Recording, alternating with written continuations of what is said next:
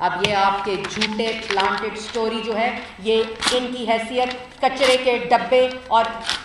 Dust buns میں پھینکنے والی، اور عوام بھی اسی طرح ان کو ڈسٹ بنز میں پھینکے گی۔ آپ اپنا حساب دیں، اپنا جواب دیں۔ پلانٹڈ وزیر اعظم، سلیکٹڈ وزیر اعظم صرف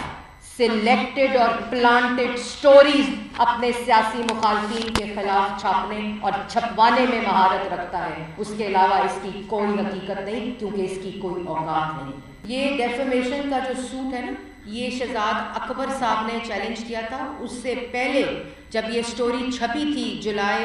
14 کو 2019 کو، تو شہباز شریف نے یہ ڈیفیمیشن اناؤنس کی تھی، اور اس کے بعد فرسٹ جو سٹیج ہوتی ہے 3 منتھس کی، کہ ان کو نوٹس بھیجا تھا جس میں انہوں نے جواب جمع کرانا تھا، اور کوئی جواب ڈیلی میل جمع نہیں کرایا۔ اس کے بعد سٹیج 2 میں یہ کورٹ میں جاتا ہے ڈیفیمیشن سوٹ، اور اس کا ڈیفیمیشن کا جو فیصلہ ہے وہ کل UK کی عدالت دیتی ہے، جس میں کلاس لیول 1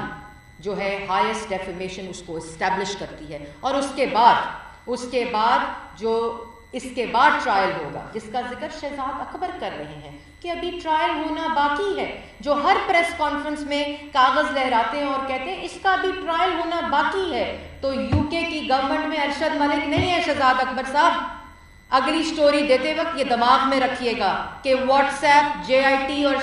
وہاں ہیرے تراش کر JITs اور ججز فیصلہ نہیں دیتے، یہ بات اپنے دماغ میں رکھیے گا، کیونکہ اگلے ٹرائل میں وہ تمام ایویڈنس پیش کرنے پڑیں گے جو اس سٹوری میں الزامات لگائے، اور اس کے بعد وہ تمام ایویڈنس یہاں جو آپ 2.5 سال میں پیش نہیں کر پا رہے، جہاں سے بیلز ملتی ہیں، جہاں آپ جھوٹے الزامات لگا کر نیب کو استعمال کر گرفتار تو کر لیتے ہیں۔ خواجہ آصف کو گرفتار کر لیا، ریفرنس تک نہیں ہے، انویسٹیگیشن کنکلوڈ نہیں ہوئی ہے، کسی قسم کا الزام ثابت نہیں ہوا ہے، خواجہ آصف کو گرفتار کر لیا۔